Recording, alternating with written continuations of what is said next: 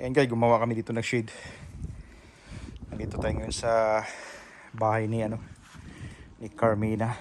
So gagawa tayo ng shade guys. Ayan, nagpuhukay na po kami ng poste. Ayan, nagpuhukay kami.